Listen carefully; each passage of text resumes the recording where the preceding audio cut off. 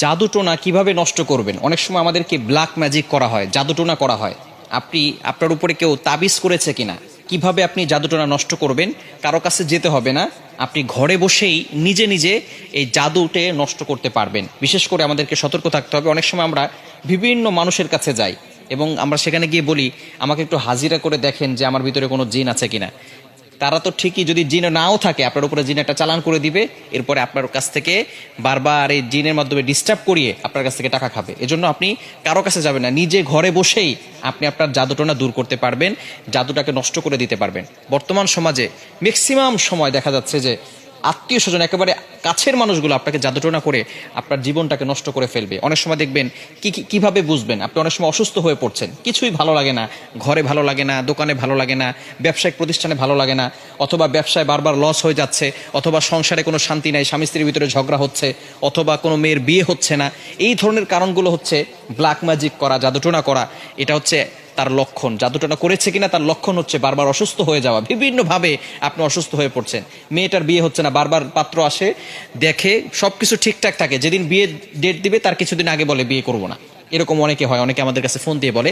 এটা হচ্ছে black magic, জাদুটোনার একটি অন্যতম লক্ষণ। এরকম লক্ষণ যদি আপনার ভিতরে থেকে থাকে, তাহলে আপনি জাদুটোনা কিভাবে নষ্ট করবেন আজকে বলে দেব। আপনারা খুব সুন্দর করে প্র্যাকটিক্যালি দেখাবো ইনশাল্লাহ। আপনি দেখে এটা যদি প্র্যাকটিস করেন, ইনশাল্লাহ জাদুটোনা যদি থেকে থাকে তাহলে আপনি নিজেই এটা করলে আপনার জাদুটোনা কেটে যাবে। ব্ল্যাক ম্যাজিক করে আপনাকে কেউ ক্ষতি করতে পারবে না, এবং এরপর থেকে আপনাকে কিছু আমল করতে হবে। আচ্ছা, আমি আপনাদেরকে দেখাচ্ছি। কলম আছে নাকি কারো কাছে? এই যে একটা কলম।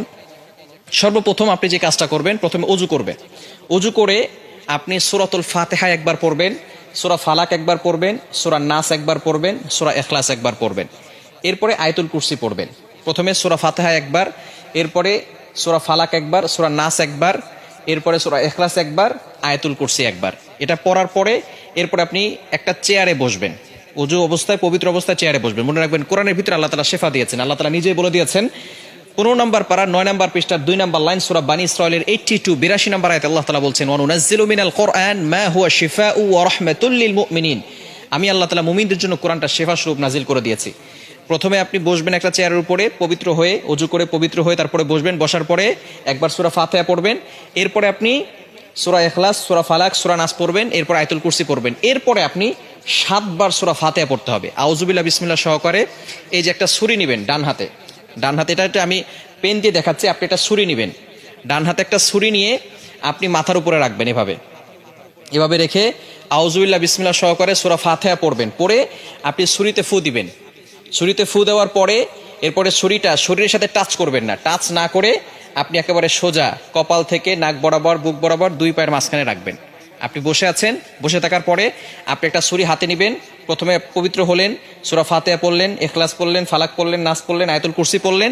এরপরে ছুরিটাকে আউযুবিল্লাহ বিসমিল্লাহ সহকারে সূরা ফাতিহা পড়ে ছুরিতে ফু দিবেন। ফু দিয়ে এরপরে ছুরিটা এভাবে নেবেন, সোজা, টাচ করবেন না, শরীরের সাথে টাচ না করে সোজা আপনি নিজে 2 পায়ের মাঝখানে রাখবেন। বোঝা গেছে? এভাবে একবার করলেন। আবারও আউযুবিল্লাহ বিসমিল্লাহ সহকারে সূরা ফাতিহা পড়বেন, শুধু সূরা ফাতিহা পড়ে ছুরিতে ফু দিবেন। ফু দিয়ে আপনি এটাকে সোজা নিয়ে যাবেন ইনশাআল্লাহ।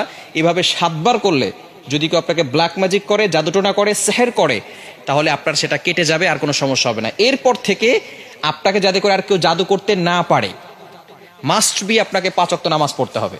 এবং কেউ যাতে করে জাদু করে, তাবিজ করে আপনাকে কোনো ক্ষতি করতে না পারে, 5 ওয়াক্ত নামাজ পড়ে আয়াতুল কুরসি, 4 কুল, সূরা বাকারা শেষ 2 আয়াত এগুলো পড়ে বুকে ফু দিবেন এবং হাতে ফু দিয়ে পুরো শরীরকে মাসাজ করে দিবেন।